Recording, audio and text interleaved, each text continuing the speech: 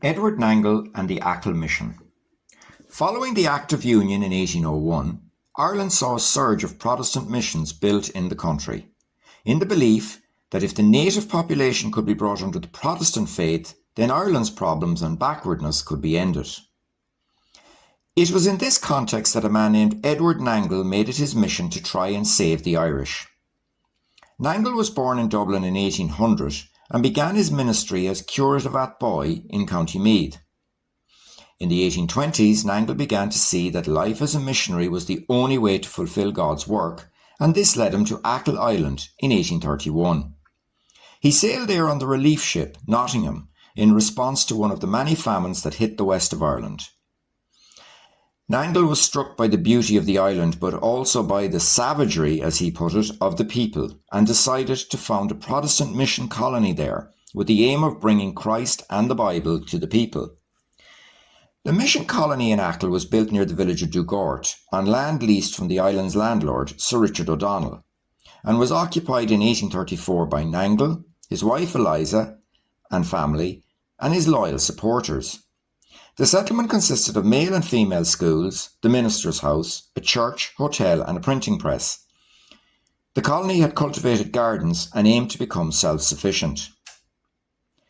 The mission preached to and taught the islanders through Irish, which Nangle had learned in order to communicate directly with the people. He started the Achill Missionary Herald and Western Witness to inform and educate people, and published this monthly from 1837 to 1868. He also used the Achill Herald to spread the Protestant word in Ireland and abroad, and to raise funds for the mission. Through the Achill Herald, the mission highlighted the neglect of the Catholic Church to its people along the west coast.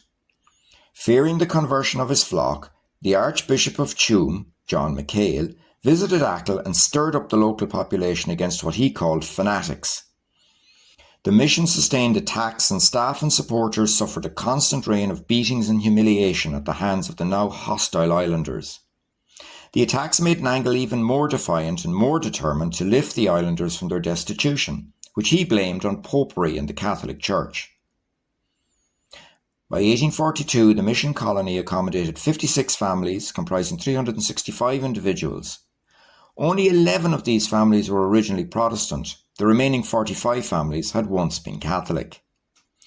The famine from 1845 hit Achill particularly hard, with the poor land unable to grow little else but potatoes. Nangle and his mission sought to help alleviate the starvation of the islanders, and by 1847 his colony was feeding 600 children a day in their schools. That year the mission planted 21 tons of blight-free foreign potatoes and employed some 3,000 labourers clearing land, building roads and repairing the island's infrastructure.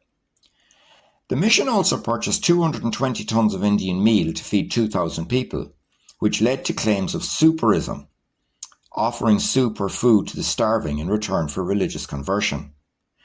Nangle was branded a soul buyer. In 1852, Nangle left Achill after 18 years and moved to Sligo, where he became rector of Skryne. He died in Dublin in 1883 and is buried in Dean's Grange Cemetery.